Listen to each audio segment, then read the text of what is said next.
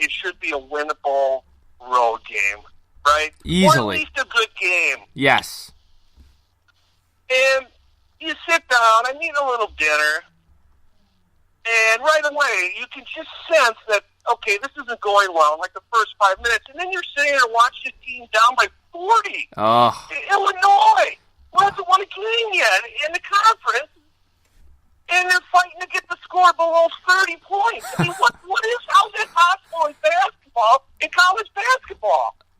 Well, they did shoot 50% from three. They shot 56% from the field. I mean, I get what you're saying. From the jump, you didn't feel good about it. They were absolutely outplaying us. It seems like they totally wanted to get that winless conference record off the back. Like, you could totally tell they were ready to play. The Gophers weren't. I figured that would happen. But Richie needs to know that.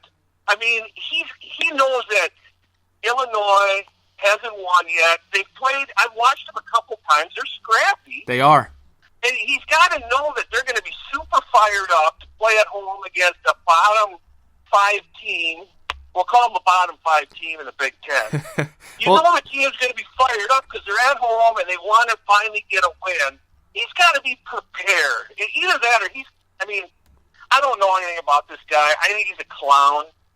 I think he's all about his dad. And we'll touch on it. It's Minnesota. We got to hire everyone's kid here.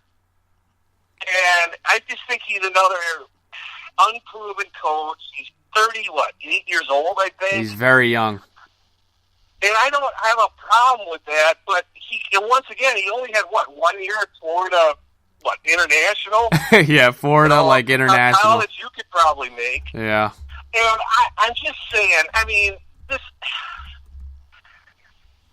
I don't know. I don't know what to say, but if Coffey is their only player, and he's very inconsistent, he always has been, then they need to figure out some other guy. And I asked you last week, I said, hey, is Coffey trying to do too much? Are they not involving other guys?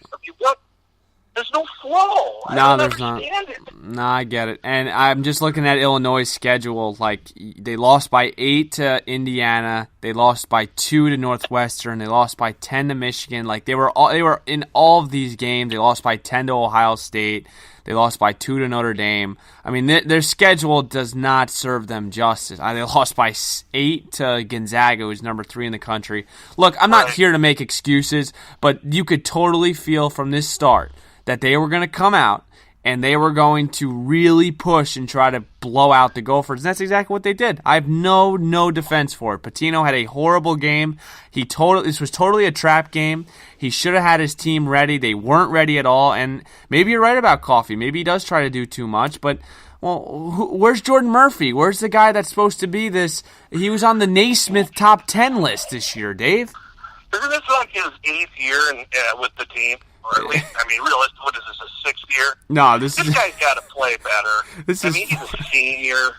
Foul trouble all the time. And he just doesn't even, I don't know what his problem is. He's not helping at all. God. I'm just saying that if he doesn't make the NCAA this year, and I don't think he's gonna, I think they're gonna have to bite the bullet and get rid of him. No, I agree. He's not. You don't agree? No, I agree. I said I agree. Yep, I agree. Okay. If they don't make it, I think he's done. That was disgusting last night. Yeah, that was tough. And the schedule just gets even worse if you look at it. You got Penn State next, which you should win at home. You better win at home. If you don't win at Penn State at home, the season's over. I'm not ready to write off the season, Dave, but they need to win against Penn State. And then you have at Michigan on the road. You're not going to win that. And then you got to win a couple home games against, Iowa's number 23 in the country. Then you got to go to Wisconsin. Then you got home against Wisconsin, at Michigan State, who's number 6. This schedule is grueling. It's really grueling. You're going to earn it. If you make the tournament this year, you're going to earn it in the Big Ten. Let's move on here. Yeah. Wolves, okay? I went off about it. It was on Twitter. I was just disgusted. I was more disgusted in that game than this. You just show no guts, no onions in this game. You get completely bullied by the bully, Jimmy Butler, and you lose by 42 points. Were you as disgusted as I was, Dave? Total embarrassment. Could be when you think about the embarrassing things in Minnesota sports, this could be, because of the circumstances, a top fiver. You got exactly what you said. I bet you Towns and Wiggins, the two wimps, got beat up before probably Jimmy saw them out in the parking lot and says, I'm going to kick your ass tonight, boys. They were probably so scared they couldn't play against him. They're scared of the guy. Yep. They are scared of him. Yep. What an embarrassment. You can't. It's impossible to lose. I mean, Philadelphia probably could have scored 200 if they wanted to. You could totally tell that they were so into it. Like, Jimmy was not going to lose that game. No. But we don't have anything like that. Now, these two guys, I mean, come on, toughen up a little bit.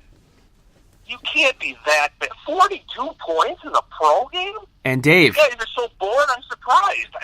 Dave, they were up 15 going into the fourth, and they still got outscored 34-17. I mean, like, that just shows to me the mentality of this game. Philly was not going to lose. They were going to hammer them. And that's just the difference between men and boys. The Timberwolves are frauds. Yeah. They have been ever since Garnett left. When Garnett left, they lost all their toughness. They lost all their pride. This was a team that came out against Philly and were petrified. Absolutely petrified. Yes. Yeah, I agree. It shows in the score. And you knew it was going to be an emotional game for Butler. And you think that they, as athletes, or as anyone in life, you think they'd be really pumped up to play that game against that loser. Right. Teach him a lesson. Right. And the guy that came into your gym basically said that you guys are nothing without me. You. Right. We're going to beat you with I beat you guys with my third string players. I mean, you would think that would amp you up. I mean, I know, like, I'm more disappointed in Towns, to be honest with you. Like, 13 points for Towns, 12. Like, Wiggins, Wiggins you expect it from. Wiggins is softer than a baby's hind end, so you can't really say much about that. But Towns, the one guy that you really kind of thought that had a little dog in him, completely folded. I know. And I don't know, this Saunders thing, I don't know, like I said last week, I predict he's going to be back in some capacity next year. He's not getting fired. There's no way he's getting fired. And I'm disappointed in him, too. He didn't have his guys ready at all. You got to have your guys ready for that. You know he's over his head. Come on. Again, I don't mean to play the age card. You can't be 32 and be in any kind of background to authority deal with pro players in any sport. I mean, it's got to be the hardest thing to coach. You can definitely make the case for it. There's very few exceptions. I mean, Sean McVay is probably the worst thing that can happen to sports because everyone looks for the good-looking Sean McVay now. Kevin Stefanski-esque. You got to be good-looking. You got to have the partial shave going. You got to have a full head of hair. It's all about being hot. You got to be possible playgirl material. Can I touch on the Wild real quick? Yeah, do we want to do? We got two more. We got Wild and Vikings. You may pick your poison. Here's a guy who's been on 3 teams already, and the team that's chasing us, Anaheim, gives up on him already and gives them to us. The good news on it, 19 points, which puts him 6th.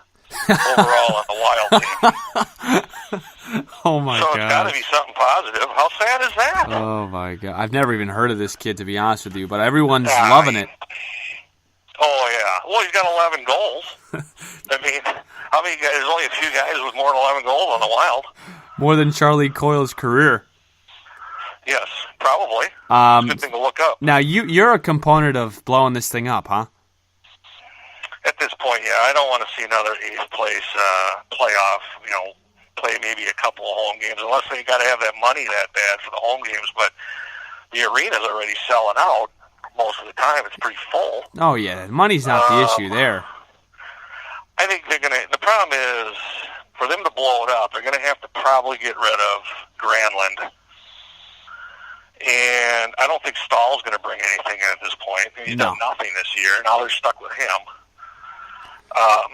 But who else could you see tradable on that team besides Granlund? I don't know. Like, it might bring in something. I get what you're saying about the whole, because it is getting sick and tired of making the wild card and then just playing 5 games and losing in the first round. It just kind of gets you get to a point where it's like, okay, is this what we're shooting towards? Like, what's our goal here? And the goal is the Stanley Cup. That's what they say every year, but this team is not even close to a Stanley Cup contender. I mean, they're not going to beat Winnipeg in a best of 7. They're not going to beat Nashville in a best of 7. Heck, they're not going to beat Colorado at this point in a best of 7. I'm in agreement with you. Like, they do need to make some big changes, but what do you do when you have the big contracts of Ryan Suter and Zach Parise? You're so handcuffed. It's hard. They're stuck there. But I guess Zucker, I would see what they could get for him. Yeah, you could definitely get some stuff for Zucker. Probably reach out to him. He misses the net all the time, so we can miss him. I would say Granlund and Zucker, and see if he can get some young talent. I don't think anyone's going to want Dubnyk. No. Do you? Doobie's at the end of his ropes. Terrible. Yeah, he's so inconsistent. That's his problem. There's games where you're like, oh my gosh, this guy's great, and then there's games where like, what is he doing? And it's very frustrating. I mean, to lose at home to Detroit. Oh, brutal. And then give up 7 goals to the Flyers. And then you come back home and you need a shootout, which I think is a joke anyway. Yeah, I hate those. You need a shootout to get points against the Kings. So if that doesn't show you they're done, and then he goes out and makes this trade, which, I mean, they didn't give up anything. But I don't know what they're trying to do. But I say blow it. All right, Vikings. Here we go. Gary Kubiak comes into town. What are your thoughts on this? I don't like it. I mean, first of all, how would you like to be Stefanski? Yeah, really. Well, what does this mean? He's got someone looking over his shoulder that's got a lot more experience as a head coach. And not only that, we have to bring in his kid to be the quarterback coach. I mean, it's like we got to have Patino here because he's, a kid of someone famous. I mean, Flip Saunders, now his kid's the coach. And now Kubiak, I wouldn't be surprised if his kid's going to be offensive coordinator after Stefanski failed. Yeah, really. It's probably the agreement they have to bring him in here. Boudreaux's kids. Kubiak? That's the only reason Kubiak's here is because of his kid. It ain't because he needs the money or the job. Why is he coming here? It's just to get his kid in the door. I'm sick of this. Boudreaux's kid's next, man. He's coming to coach the Wild after this. Does he have kids? I don't know. I hope not. Yeah, it's becoming a trend that's actually, like, I thought you were kind of, like, crazy for saying the whole Saunders thing, but now it's like, okay, Saunders, now you've got the Kubiak thing, then you got Patino. Maybe you're onto something, Dave. Probably. I usually am, and it's usually not positive. I don't like the move. He obviously doesn't have enough confidence in Stefanski that he's bringing in. And here's the problem I have with it, the real problem. How about bringing in someone to help Zimmer with defense? Yeah, really. What's so great about his defense? Yeah, he's perfect. Yeah, he thinks he's perfect. Everything. My defense isn't the problem. He's perfect. Yeah, exactly. That's the real problem, actually. You might be right, Dave. You might be right. I don't like the whole thing about Stefanski. If you're going to give him the job, give him the job. Don't give him half the job and give Kubiak the other half. It just shows they didn't really want to give. It just shows they really didn't want to give him the job. No, it was all the offense's fault. Okay. I'm with you, Dave. I'm with you. All right, buddy. Well, It was a pleasure as always. We will definitely have some more. I feel better now. We'll definitely have some more things to say next week with this state and this sports teams. I mean, heck, we're probably going to have some stuff to say this weekend. But we will all do it again here next week on the Strom Sports Show. Thanks for coming in again, Dave. Talk to you later. Bye-bye. All right, last little thing before we wrap it up here today. I want to get into the sign or let go of the Minnesota Vikings. A couple free agents, couple players that are on the edge of do you want to sign, do you want to let go, and I wanted to really kind of take a break of the Vikings.